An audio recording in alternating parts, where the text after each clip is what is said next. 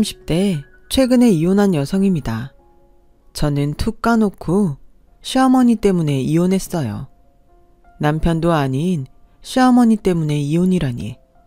제가 많이 예민하고 유별나다고 생각하실 수도 있는데 그만큼 저는 시어머니 때문에 힘든 결혼 생활을 했어요.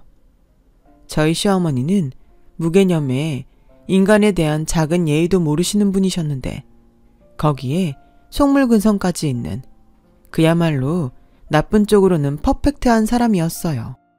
이 사실을 결혼 전에 알아차렸어야 했는데 그때 당시는 그냥 시어머니와 며느리 사이에 종종 있다는 기싸움 정도로만 여겼던 저는 결혼 후 악몽 같은 시간을 보내야만 했죠. 우선 제 이야기를 조금 하겠습니다. 요즘은 개천에서 용났다는 표현을 잘 쓰지 않잖아요. 하지만 저는 저희 엄마가 보증한 촌에서 난 용이었어요. 도시 아이들은 학원이다 가회다 같은 사교육을 받고 공부를 했다면 저는 교육방송 하나로 전교 1등을 놓치지 않았거든요. 지금은 이걸 아주 자랑스럽게 이야기하지만 솔직히 저는 어릴 때 달리 할 일이 없어서 교육 채널을 봤어요. 다큐에서부터 인간 강의까지 그 덕을 나중에 톡톡히 본 거였죠. 저는 원래 서울에서 태어났어요.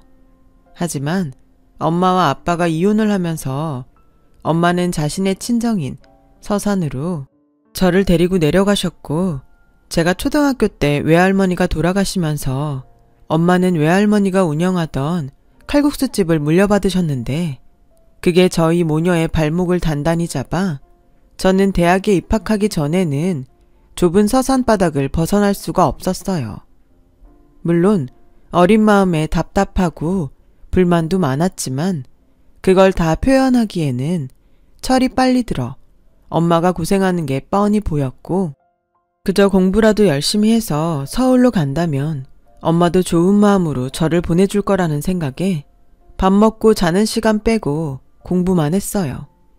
친구를 사귀면 공부할 시간을 뺏길 테니 친구도 사귈 생각도 없었고 그저 좋은 대학에 들어가 성공하고 싶다는 생각만 주문처럼 머릿속에 떠올리며 살았던 것 같아요. 그리고 간절히 바라면 이루어진다고 저는 서울대에 떡 하고 붙었습니다. 엄마는 기특하다며 저를 자랑스러워하시며 제가 서울에서 지낼 수 있도록 있을 곳을 마련해 주는 것은 물론이고 용돈도 두둑하게 줬는데 막상 엄마와 진짜 떨어져 생활하려고 보니 혼자 남은 엄마가 유독 늙고 작아 보였어요. 엄마, 나 서울 가도 밥 잘 챙겨 먹어? 어디 아프면 돈 아깝다고 참지 말고 병원 꼭 가. 알았지? 알았어. 네가 지금 엄마 걱정할 나이야? 넌 네 할 일이나 잘해. 걱정은 엄마가 해야지. 엄마 없다고 밥 거르지 말고 돈 떨어지면 아르바이트 힘들게 하지 말고 전화해. 알았지? 시골 읍내에서 15평 남짓한 국수집을 하는 엄마가 무슨 여유가 있다고 말을 저렇게 하는 건지 저는 엄마와 헤어지는 그 순간 결심했어요. 꼭 성공해서 엄마를 서울로 모셔와야겠다고요. 그리고 그동안 마음먹으면 무슨 일이든 이루어냈던 저였기에 제 성공을 믿어 의심치 않았죠. 대학에 들어가서도 대기업에 취직하겠다는 일념으로 대학 생활을 하니 의외로 취업의 문턱은 그리 높지 않았어요. 1학년부터 4학년까지 오로지 그것만 생각해서 그런지 오히려 4학년 땐 취업 준비를 하는데 홀가분한 마음까지 들더라고요. 그리고 저는 바라던 대로 S전자 신제품 개발 부서로 입사를 하게 되었어요. 저희 엄마는 저희 입사 소식에 역시 너는 촌에서 난 용이야. 내 딸 장하다 장해 라며 한껏 신이 나셨고 그날 기분이 너무 좋은 나머지 하루 동안 칼국수를 공짜로 팔았다고 하더라고요. 엄마, 무슨 자선사업하는 것도 아니고. 에이, 엄마가 너무 신나서 그랬지. 이제 우리 딸 고생 끝, 행복 시작이다. 이제는 기쓰고 살지 말고 좀 즐기면서 살아. 너 여태 연애도 못 해봤잖아. 치, 엄마가 그걸 어떻게 알아. 나도 엄마 몰래 할 거 다 해봤다. 귀신을 속여라. 어차피 한번 마음먹으면 엄마가 뭐라고 한들 소용없으니까. 말 안 했다만 이제라도 젊고 예쁜 나이 우리 딸이 즐기면서 살았으면 좋겠어. 아니야. 난 빨리 돈 모아서 여기서 가장 비싼 아파트도 사고 제일 비싼 차도 사서 엄마랑 편하게 살 거야. 아유, 우리 딸 꿈도 크다. 너 그거 하려면 네 이팔 청춘 다 간다. 엄마는 아파트도 싫고 차도 싫어. 비싼 게 좋은 게 아니야. 진짜 좋은 건 따로 있어. 그게 뭔데? 글쎄, 이제부터 네가 알아내야지. 네가 좋아하는 걸 엄마한테 물어보면 어떡해. 그러니까 우리 딸 많이 즐기고 누려. 엄마는 지금까지 우리 딸이 보여준 걸로 충분히 호강했어. 저는 엄마의 말을 듣고 생각했어요. 세상에서 좋은 것은 정해져 있는데 진짜 좋은 것이 따로 있다니. 그리고 그 궁금증은 제가 아닌 다른 사람이 풀어주게 되었어요. 그 사람이 저희 전남편이란 작자였어요. 저와 전남편은 같은 직장에서 만났어요. 남편은 저보다 6살이 많은 사람이었는데 저희 부서에서 거의 연예인 같은 존재였죠. 잘생긴 외모, 큰 키, 게다가 유머러스한데 일까지 잘하니 어느 여자가 싫어하겠어요. 그래서 저희 부서는 물론이고 다른 부서 여사원들은 남편과 어떻게 잘 해보려고 호시탐탐 기회를 엿보더군요. 저는 너무 주변에서 안달을 내니 그의 반작용으로 그 사람을 경계하며 내가 저 사람보다 일 더 잘해서 승진 빨리 해야지? 라는 생각을 하게 되었어요. 그래서 닥치는 대로 일을 하게 되었습니다. 맡은 일은 물론이고 부서에서 필요한 일은 찾아가며 일을 했는데 그 모습이 팀장님에게 제대로 눈도장을 찍게 되면서 저는 남편과 묘한 경쟁을 하게 되었고 참 아이러니하게도 경쟁하다가 저는 남편과 눈이 맞아버리는 황당한 결과를 초래했어요. 민주 씨는 내가 그렇게 싫어요? 난 민주 씨한테 잘못한 기억이 없는데. 잘못하신 적 없으세요. 그렇죠? 근데 왜 나는 자꾸 민주 씨가 나를 경계하는 것 같죠? 아, 그런 적 없는데. 에이, 아닌데. 보통 여자가 남자를 경계하는 경우는 딱 두 가지죠. 첫째, 남자가 큰 잘못을 했을 경우. 둘째, 여자가 남자를 좋아해서 의식하는 경우. 근데 난 민주 씨한테 큰 잘못을 한 적이 없으니 민주 씨가 나를 좋아하나 보네요. 뭐라고요? 무슨 그런 논리가 있어요. 그거 모르죠? 본인이 지금 엄청 귀엽다는 거. 그럼 이렇게 하죠. 민주 씨가 아니라 내가 민주 씨를 좋아하는 걸로요. 처음엔 뭔 수작인가 싶었던 남편의 말은 점점 밀려오는 파도처럼 제 마음을 휩쓸기 시작하더라고요. 엄마의 말대로 그동안 연애 경험이 없던 저는 남편에게 완전히 넘어가 버리게 되었어요. 저희 이상한 경쟁심과 오기를 빼고 생각하니 저야말로 남편을 밀어낼 이유가 없더라고요. 그래서 남편의 호의를 받아들였고 저희는 사내에서 약 2년간 비밀 연애를 하며 사랑을 키워갔는데 남편이 저보다 입사 선배이고 일을 잘하다 보니 자연스럽게 저는 동기들에 비해 훨씬 좋은 실적을 쌓을 수 있었어요. 그리고 그 결과 제가 동기들 중에서 승진이 가장 빨랐어요. 남편이 저에게 슬쩍 결혼 이야기를 꺼내더군요.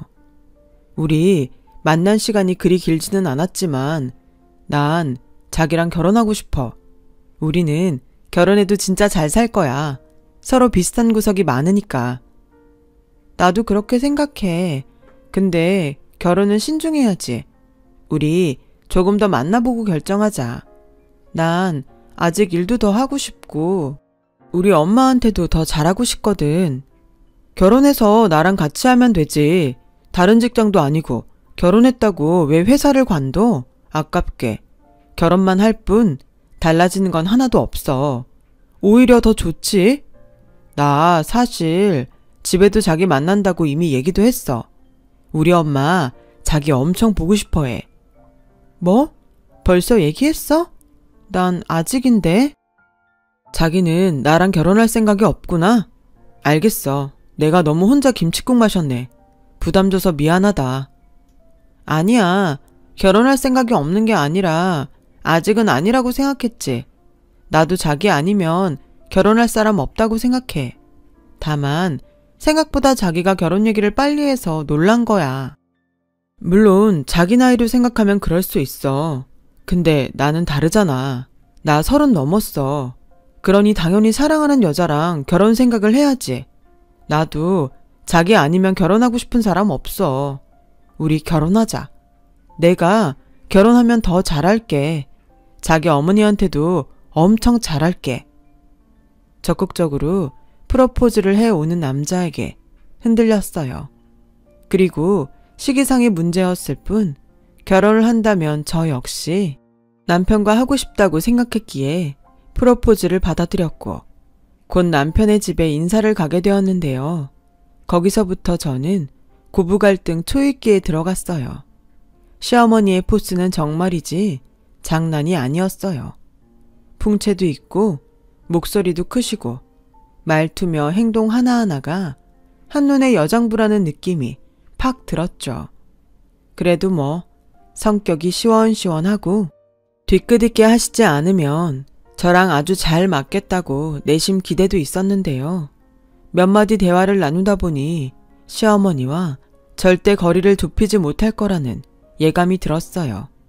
딱 그때 이 빌어먹을 결혼을 그만뒀어야 했는데 그냥 서로 기싸움하는 정도로 여겼던 저는 또 여지없이 시어머니에게 밀리지 않겠다는 마음으로 실수는 물론이고 어떤 틈도 보이지 않겠다고 생각했고 저희 이 판단은 시어머니에게 어디 한번 해보자는 거지? 라는 스위치를 건드리고 말았어요. 두 여자는 겉으로는 웃고 있었지만 속으로는 엄청 치열한 기싸움을 벌이고 있었던 거였죠. 반면 시아버지는 체구도 작으시고 말씀도 부드럽게 하시는 편이었고 시어머니의 포스가 워낙 세다 보니 시아버지는 그런 시어머니 앞에서 어쩐지 기를 펴지 못하는 것처럼 보였어요. 그리고 자리가 자리이니만큼 시어머니는 저희 부모님에 대해 물으셨고 저는 전혀 굽히는 것 없이 이렇게 말씀드렸어요. 어릴 때 부모님이 이혼을 하셔서 저는 엄마와 둘이 살았고요. 엄마는 서산에서 칼국수집을 운영하고 계세요. 어머, 그럼 아버지가 안 계시는 거야? 네. 뭐 문제라도 있었니? 도박을 했다든지 아니면 여자 문제? 그런 것도 아니면 혹시 가정폭력 뭐 그런 건 아니었지? 네가 기분 나쁠 수도 있지만 이건 사실 엄청 중요한 일이다. 기분 나쁘지 않습니다. 제가 알기로는 아빠가 친구랑 사람을 너무 좋아해서 집안을 소홀히 하신 걸로 알아요. 아, 그래. 뭐 그 정도면 됐다. 물론 조금 더 여유 있는 집안의 며느리였다면 좋았겠지만 에스테 출신의 우리 아들이랑 같은 회사 다니는 스펙이면 합격이야. 대신 난 내 아들이 장모한테 끌려다니는 건 못 본다. 요즘엔 뭐 사위도 자식이라고 자기 아들처럼 막대하는 장모도 있다는데 난 딱 질색이야.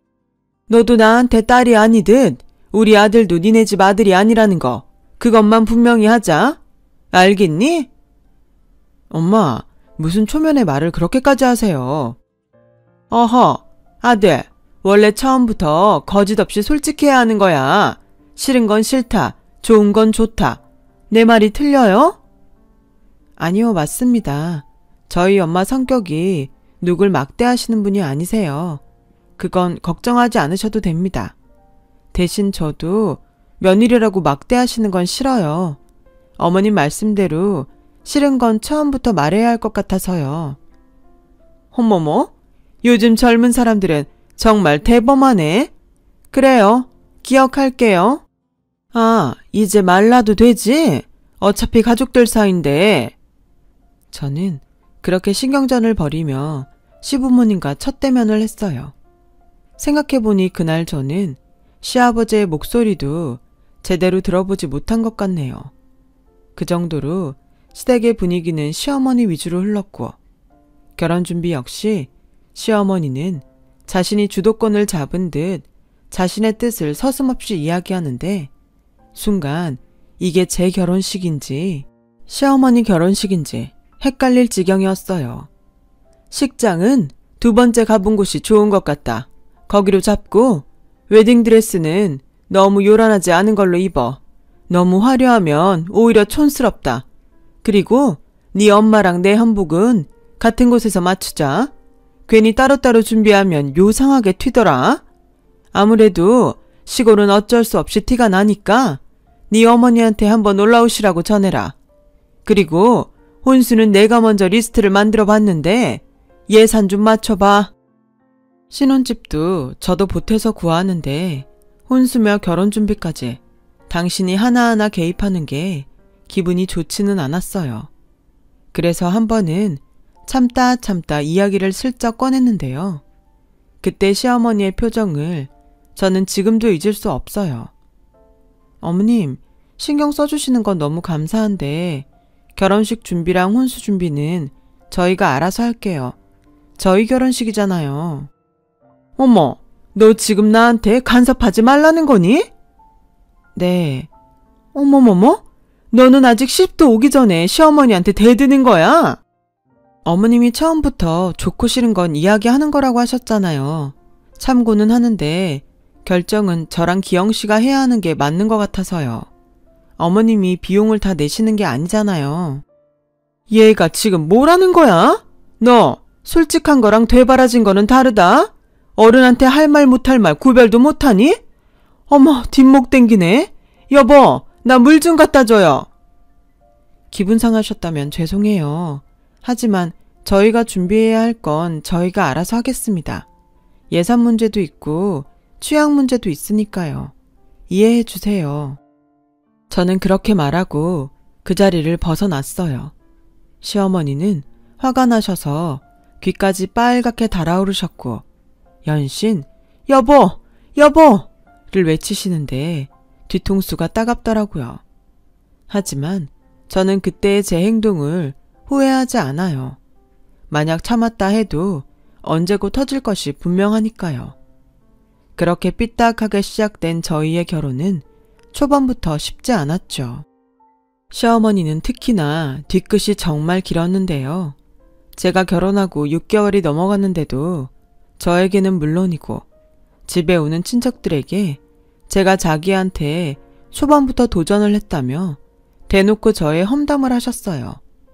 당연히 기분이 좋을 일은 없었지만 결과적으로 결혼식이며 혼수를 제가 원하는 대로 했기에 어느 정도는 참고 넘기려고 했거든요. 시어머니는 자기와 제가 엮인 레파토리가 바닥이 나자 넘지 말아야 할 선을 넘고 말았고 저는 또다시 참아줄 수 없는 지경에 이르렀어요. 아니, 아무리 시골 바닥에서 칼국수나 팔아도 그렇지. 딸 결혼하는데 머리꼴이 그게 뭐냐? 어찌나 촌스럽던지 내가 같이 입장을 하는데 민망해서 죽는 줄 알았어. 한복이야 나랑 같이 맞췄으니까 고급지고 고운데 그 안에 있는 사람이 영 볼품 없으니 그건 그거대로 진짜 별로더라. 시어머니는 분명 아셨을 거예요. 당신의 그 말이 제 귀에 톡톡히 들어가고 있다는 것을요. 그래서 저는 더 화가 났죠.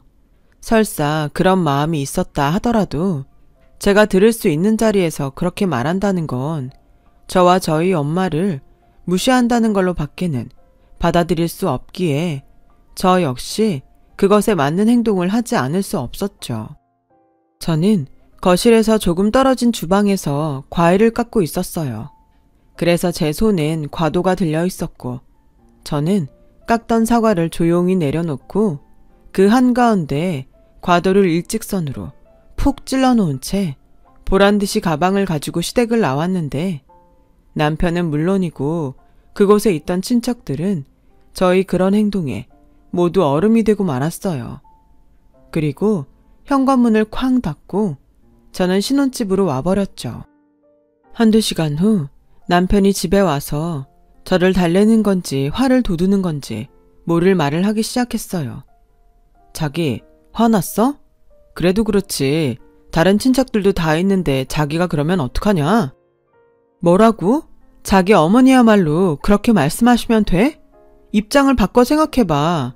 우리 엄마가 이모들 앞에서 자기 어머니랑 자기 흉보면 자긴 참을 수 있어? 난 참을 수 있어. 그냥 말하다 보니까 실수도 하시는 거지. 우리 엄마가 워낙 필터링 없이 말하는 사람이라 그냥 생각나는 대로 말씀하시는 거야. 난 그거 진짜 예의 없는 행동이라고 생각해. 자기가 참을 수 있다고 나까지 참으라고 하지 마. 우리 엄마가 결혼식 준비하면서 빈정이 많이 상했어. 내가 일부러 자기한테 말하지 않았는데 우리 엄마도 풀기는 해야지. 그래서 나보고 자기 어머니 풀릴 때까지 참으라고? 그래, 나한테 서운하신 거 참을 수 있어. 근데 우리 엄마가 뭘 잘못했어? 시골 사람이라 촌스럽다고? 그게 잘못이니? 알았어, 진정해. 우리 엄마도 아차 싶으셨을 거야. 그래도 우리 엄마 체면도 있는데 자기가 잘못했다고 말씀드리면 안 되겠어?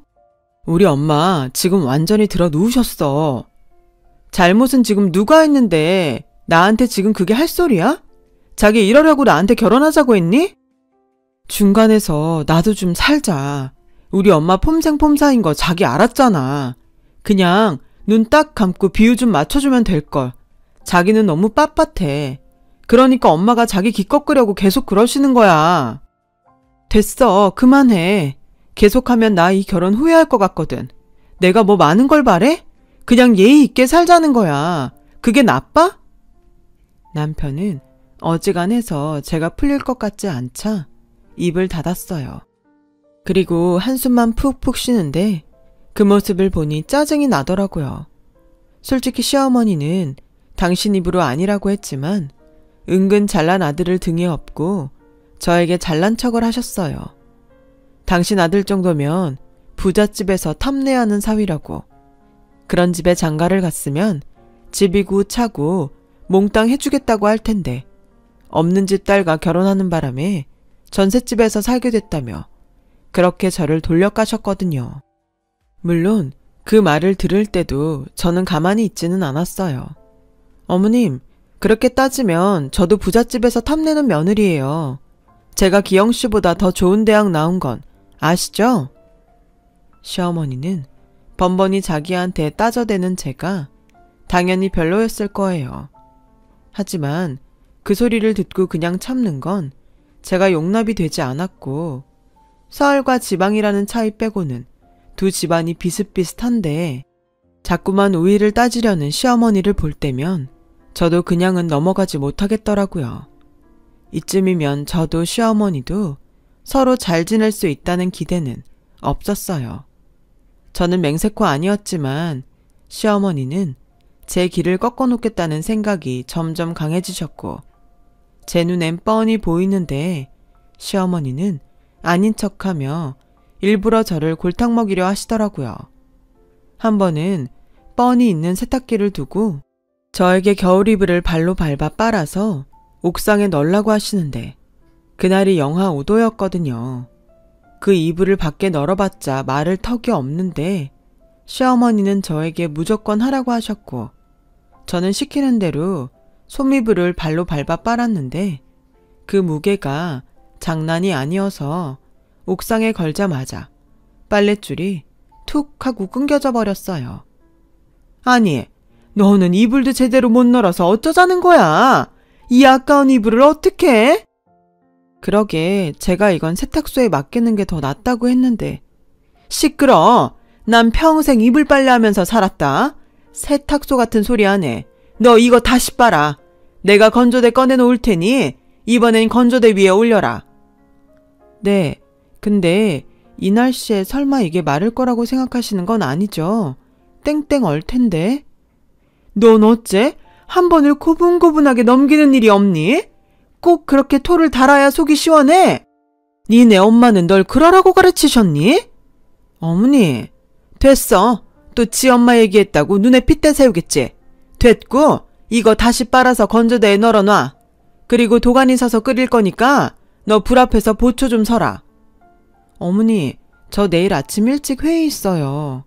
어쩌라고? 그건 네 회사 일이고 도가니탕은 며느리 일인데. 할 말이 많았지만 더 이상 아무 말도 하지 않았어요. 일부러 그러시는 건데 거기에 대고 뭐라고 말하는 것이 의미가 없었죠. 그래서 저는 생각을 했어요. 이대로 시댁과 척을 지고 살 것인지 아니면 참고 그래도 합의점을 찾아볼 것인지. 그리고 저는 선택을 했어요. 일단은 남편을 봐서라도 참아보기로 한 거였죠. 나중에 도저히 안 될 때, 그때 나는 이렇게까지 했으니 더 이상은 못하겠다고 말하려면 지금은 참아야겠다고 생각했어요. 그래서 더는 피곤하게 토를 달지 않았고 시어머니가 하라는 대로 대충 이불을 헹궈서 마르던 말던 이불을 건조대에 널었고 곰솥에 도가니를 끓이며 그 불 앞에서 회의 준비를 하고 쪽잠을 자고 회사 출근을 했어요. 남편은 제가 이런 고생을 한다는 것을 알면서도 당시 새로 시작된 프로젝트에 열중하느라 저에겐 1도 관심이 없었고 저 역시 그런 남편에게 지고 싶지 않아 철야까지 하면서 일을 했는데 하루를 꼬박 세우고 회사에서 다음 아침을 맞이한 저에게 시어머니는 이런 전화를 걸어오셨어요. 얘, 회사에서 날 샜니? 내가 이런 말까지는 하지 않으려고 했는데 무슨 결혼한 애가 회사에서 그렇게 목숨을 거니? 남편 아침밥은 차려주고 일을 하든가 말든가 해야지. 난 내 아들 아침에 꼭 갓 한 밥에 따끈한 국 끓여서 먹여서 출근시켰다. 저는 피곤해 죽겠는데 시어머니의 전화에 정신이 번쩍 났어요. 제가 밖에서 논 것도 아닌데 무슨 큰 잘못을 한 것처럼 시어머니는 시어머니대로 이 인간은 이 인간대로 제 속을 긁어놓으니 더는 참을 수 없더라고요. 이제 이런 일들은 안 하겠다고 말씀을 드리게 되었죠. 당연히 시어머니는 노발대발 난리가 났고 남편 역시 며느리가 며느리 노릇을 하지 않겠다는 거냐며 저에게 화를 내는데 남편이 이런 소리를 하더군요. 자기 이럴 거면 회사 그만둬. 내 연봉이 당신보다 높고 우리 아직 애도 없으니 내가 당신 먹여 살리는 거 충분해. 먹여 살린다고? 왜? 나 능력 있어. 내가 왜 회사를 그만둬? 자기가 자꾸 일한다는 핑계로 우리 엄마랑 부딪히니까 그런 거잖아. 핑계? 자기는 지금 자기 어머니가 맞다고 생각해? 누가 봐도 억지고 심술이야. 나 그래도 참고 하라는 대로 했어. 자기 추워 죽겠는데 손밑을 빨아봤니? 당신은 편하게 침대에서 자는데 곰솥 앞에서 쪽잠 자고 출근하면서 나 아무 말 안 했다? 지금 하잖아. 며느리가 며느리 일하는데 지금 나한테 유세 떠는 거야? 아, 그래? 며느리 일? 그럼 사위 일은 뭐야? 자기가 분명히 말했지? 우리 엄마한테 잘한다고. 근데 자기 우리 엄마한테 마지막으로 전화한 게 언제야? 그야 서로 바쁘고 생활 패턴이 다르잖아. 나도 달라. 근데 자기 어머니는 그냥 다 무시하고 자기한테 맞추라고 하시잖아. 어째 점점 말이 심해진다? 시어머니한테 자기? 말 돌리지 마. 머리 나쁘지 않잖아. 입장 바꿔 생각하면 답 딱 나올걸. 왜 모른 척해? 팔은 안으로 굽는다는 거야? 진짜 실망이다. 저는 그날 이후로 남편과 거리가 생겼어요. 뭐 언제고 이렇게 될 거라고 예상은 했어요. 내 남편은 안 그러겠지 했지만 시댁과 엮였을 때는 여지없이 남의 편인 게 제 남편이라는 작자더라고요. 차라리 결혼을 하지 않고 연애만 했더라면 이런 실망스러운 부분을 보지 않았을 텐데 그러긴 싫지만 결혼 생활이 이어지면서 후회를 하게 되더군요. 계속 이렇게 부부가 평행선을 달린다면 우리의 끝은 뻔한 게 아닌가 하는 생각을 할 때쯤 결정적인 일이 벌어지고 말았어요. 은근 임신을 기다렸던 시부모님은 결혼하고 1년이 지나가는데 아이 소식이 없자 조바심을 냈어요. 저는 아직 1년밖에 안 됐고 요즘은 사이도 좋지 않아 관계도 없으니 당연한 거라고 생각했는데 저를 닥달하며 병원에 가서 검사를 받자고 하시더라고요. 검사를 받으면 오히려 아무 문제가 없다는 것이 증명될 거고 그럼 더 이상 임신 때문에 스트레스를 받지 않을 수 있겠다는 생각에 오랜만에 시어머니와 산부인과를 찾았죠. 여러 가지 검사를 진행했는데 검사 결과는 별 이상이 없다고 나왔어요. 하지만 시어머니는 이상이 없는데 왜 여태 아이 소식이 없냐며 검사 결과를 믿을 수 없다고 목소리를 높이더군요. 의사는 여러 가지 원인으로 난임을 겪는 사람들이 많다고 설명을 했지만 시어머니는 당연히 제가 문제가 있을 거라고 여겼는지 계속해서 그럴 리가 없다고 우기고 있었어요. 그리고 자기가 어디에 가서 점을 봤는데 제가 아이를 낳지 못하는 사주였다며 검사 결과와는 다르게 저는 애를 못 낳는 여자라고 낙인을 찍고 애도 못 낳으면서 기만 세가지고 자기네 대를 끊어먹는다며 대놓고 저와 남편에게 이혼을 하라고 강요하더라고요. 참 어이도 없고 황당했죠. 엄마, 아무리 그래도 애 못 낳는다고 이혼이라니. 그리고 병원에서 별 이상 없다고 했다면서. 옛날엔 애 못 낳으면 쫓겨나는 세상이었어. 아무리 의학이 발달했다고 해도 타고난 팔자는 어쩔 수 없는 거다.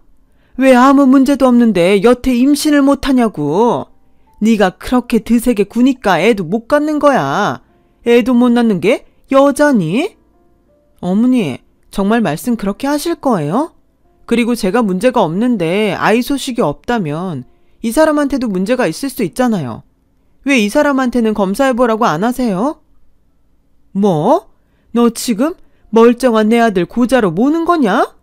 아무튼 됐고 안 입고 오면 이혼해. 우리 아들은 너만 아니면 새장가 가서 토끼 같은 애 낳고 잘 살 수 있으니까. 기영이 사주엔 아무 문제 없다고 하셨거든. 기영이 너 평생 아빠 소리 못 듣고 살고 싶어? 아니 뭘 그렇게 무섭게 말해. 요즘은 시험관 같은 것도 있잖아. 시험관 같은 소리 하니. 얘 팔자에 내가 없다니까. 아니면 너 밖에서 애라도 낳아오든가. 너 우리 애가 밖에서 애 낳아와도 할 말 없는 거 알지? 이혼하기 싫으면 그렇게라도 살든가. 저는 더 이상 그 말을 듣고 싶지 않아서 그냥 이혼을 하겠다고 말하고 시댁을 나왔어요. 그러자 남편은 그날도 자기 어머니가 놀라 그런 거라며 며칠 조용히 있다가 잘못했다고 빌라는데 정말 오만정이 떨어지더라고요. 그런데 이 인간이 누가 자기 엄마 아들 아니랄까봐 저에게 쐐기 박는 말을 하는 거예요. 오히려 그 말을 듣고 저는 한 톨의 미련도 없이 마음이 저절로 정리가 돼버렸어요. 자기 똑똑한 사람이니까 잘 생각해봐. 당신 이대로 나랑 이혼하면 장모님은 기분이 어떠실 것 같아? 자기 장모님 끔찍하게 생각하잖아. 딸이 돼서 엄마 가슴에 대못을 박으면 쓰겠어? 그냥 참고 살아. 난 뭐 엄마가 말한 대로 밖에서 애 낳을 마음은 없지만 그래도 노력은 해보자. 무슨 방법이 있겠지. 응? 비겁하다. 그래서 뭐 우리 엄마 생각해서 이런 부당한 대우에도 찍소리 하지 말고 살라고? 그게 우리 엄마를 위하는 거라고? 솔직히 까놓고 내가 당신 사랑해서 결혼했지. 당신 집 볼 거 있냐? 볼 거 없는 집 딸이 애도 못 갖는데 아무리 S대에 대기업에 다닌다고 해도 누가 좋아하겠어. 그냥 성질 죽이고 내 옆에 있어. 난 그래도 당신 버릴 생각은 없다니까. 정말 쌍으로 논다는 그 말이 이 순간 그렇게 들어맞을 수가 없었어요. 저는 마치 선심을 쓰겠다는 듯 말하는 남편에게 됐다고? 너 아니어도 나는 잘 살 수 있으니 당장 이혼하자고 말했죠. 다음 날 이혼 서류를 들고 들어왔어요. 그리고 어차피 신혼집 구할 때 제가 보탰던 돈은 결혼하고 모으던 통장에서 뺐습니다. 그리고 간단히 짐을 싸서 나왔어요. 제가 장만했던 혼수들은 모두 중고 사이트에 올려 정리를 하는데 생각보다 물건이 금방금방 팔리더군요.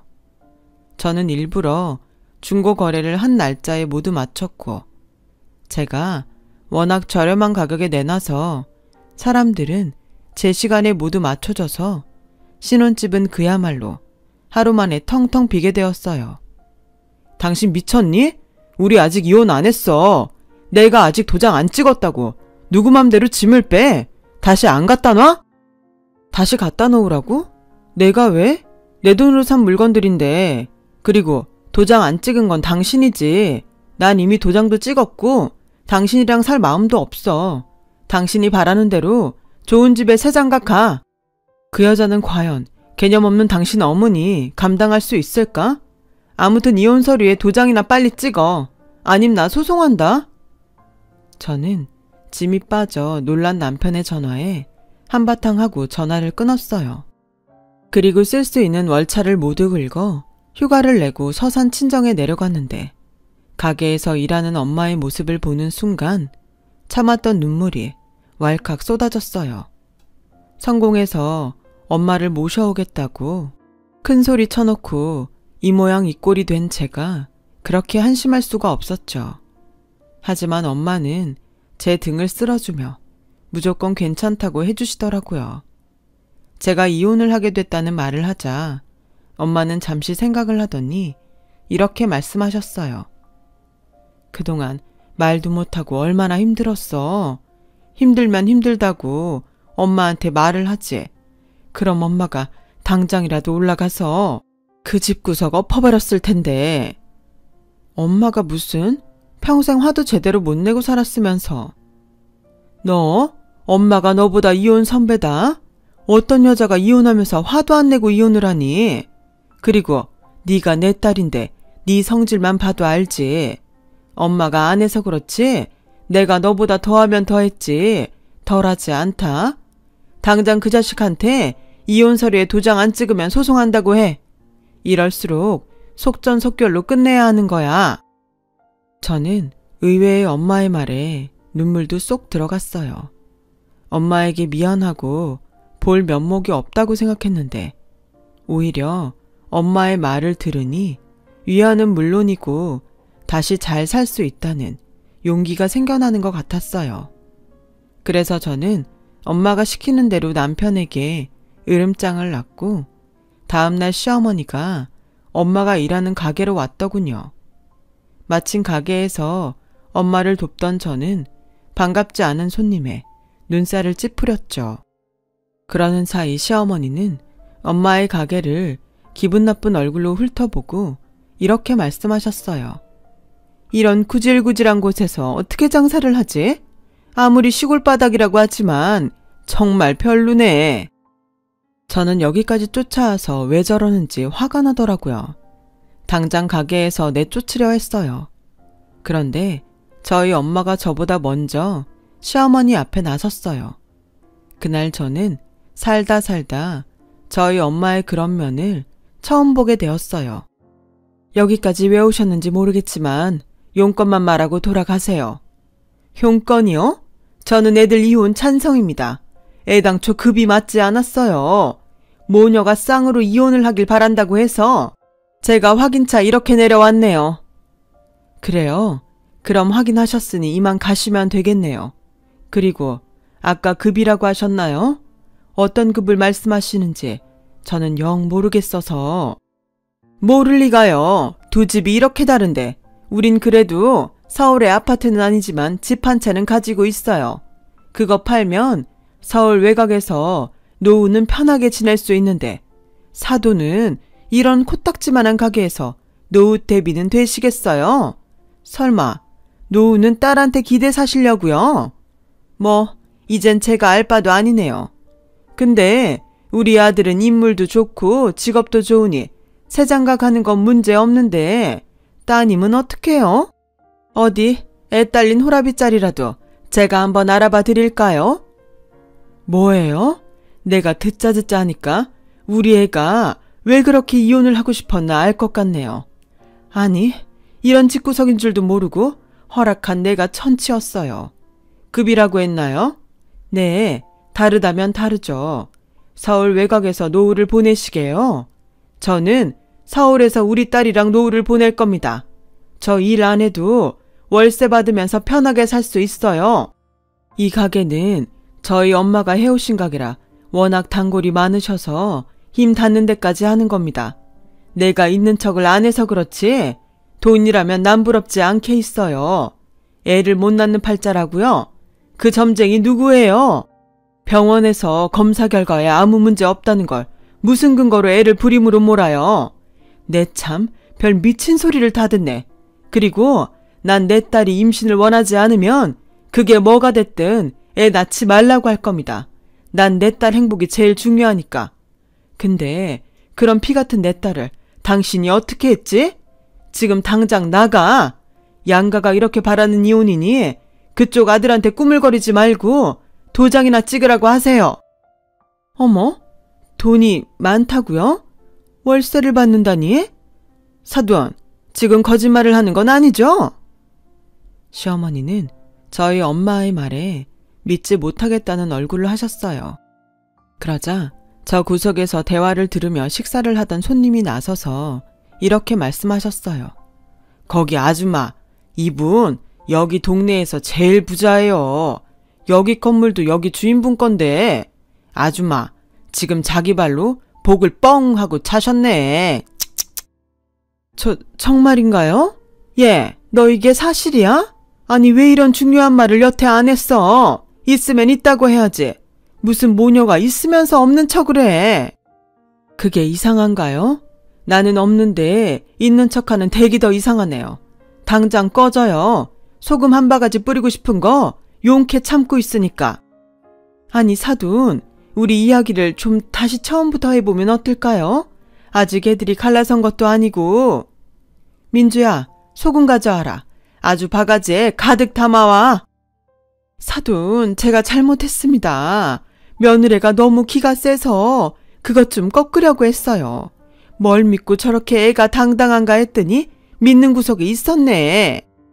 네, 우리 딸 뒤에는 내가 있어요. 그래서 당신 같은 시어머니, 당신 같은 아들 사위 내가 못 봅니다. 아니 안 봅니다. 사돈, 그러지 마시고 기회를 한 번만 더 주세요.